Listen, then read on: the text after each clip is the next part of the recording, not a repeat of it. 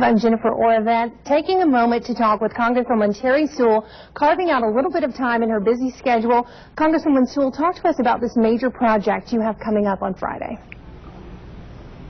Well, I'm so excited. My office has rolled out a new workforce development job readiness initiative called Project R.E.A.D.Y. And R.E.A.D.Y stands for Realizing Everyone's Ability to Develop Yourself.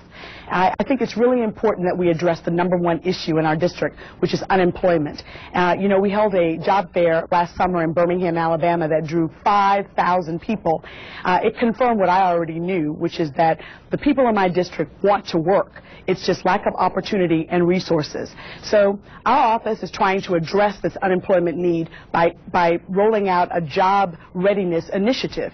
It's going to be composed of a council of local employers and two-year schools as well as nonprofits. And so we're going to go around our district putting on workshops that will address job readiness in our district. Specifically for the people who are searching for jobs, possibly in school, who exactly are you targeting and what can they expect if they attend one of these workshops? We're really targeting 18 years and up, those who are in the workforce now or contemplating entering the workforce now. And so what they can expect is to have job readiness training. So, for example, we rolled out our very first one at Lawson State, and I'm pleased to say that this Friday we'll be rolling out our second workshop at Wallace State, Selma. And the two workshops will be on career development, which will discuss resume writing, resume building, dressing for success, and the other workshop will be on educational opportunities. So we'll be discussing skills training that's available locally, as well as other educational options, people who need GED or those who have felons who are looking for re-entry opportunities. So I think the point is to use our office as a conduit to promote public-private partnerships with our two-year college systems and our local employers, but also to really help our constituents become ready for the 21st century jobs. And I think that's a really important point. We're hearing so many political economists mention the fact that the workforce is saturated and you have to go the extra mile to separate yourself, to stand out, to make sure you get that good, committed job so you can continue to provide for yourself and your family. Absolutely, absolutely. And so, there are a lot of resources that are readily available in Alabama. Alabama Career Center offers a lot. R.E.A.D.Y offers training. But, for me, it's putting those resources right in the community, making it accessible to my constituents. So that's what Project R.E.A.D.Y is all about. It's a series of workshops around our district that will be bringing those resources directly to that really need them. So I really hope that my constituents take advantage of this wonderful opportunity to really develop better skills as well as to promote better career development. So I'm really excited about the initiative and want to thank all of our partners. We're partnering with about 21 institutions, both local employers. So in Montgomery, for example, Trentham Community College has really partnered with Hyundai and my office, and we put together a workforce advisory council that will help advise me on what kinds of workshops we can deliver in our community, as well as what kind of legislation we can develop. I'm really excited. We're working on a workforce training credit initiative bill.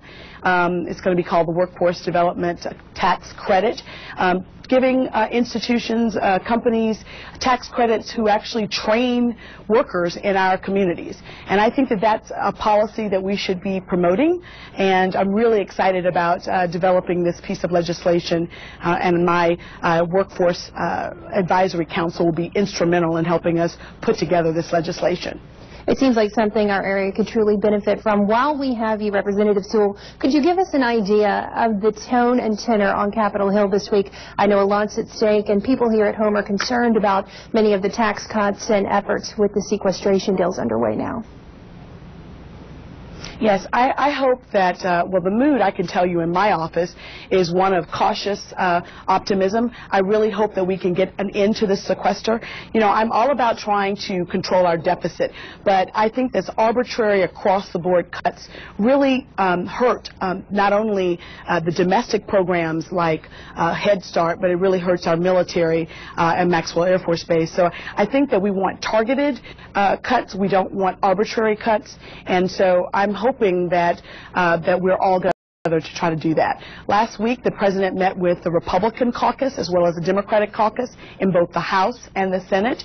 I know when he addressed the Democratic caucus, he was talking in terms of making a big deal, a big bargain that will include entitlement reforms, but also revenue generating initiatives, like getting rid of some of those loopholes in our tax code that gives, big oil companies lots of subsidies, and to the tune of $130 billion, instead of cutting Head Start and WIC and food stamps. So, I look forward to having everything on the table, making a constructive, tactical cuts, and not this arbitrary cuts.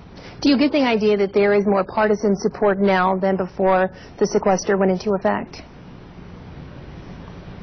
Well, I can tell you that the mood around the folks that I'm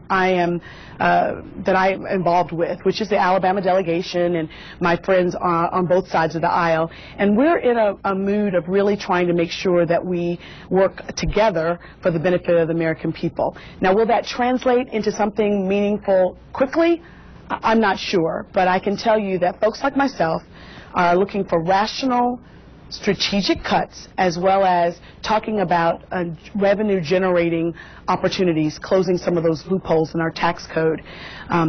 We have to address our corporate tax structure that really encourages American companies to invest abroad. We need to bring those companies back home, and so I look forward to working with my colleagues on both sides of the aisle to do meaningful, strategic tax cuts, as well as tax revenue generating opportunities.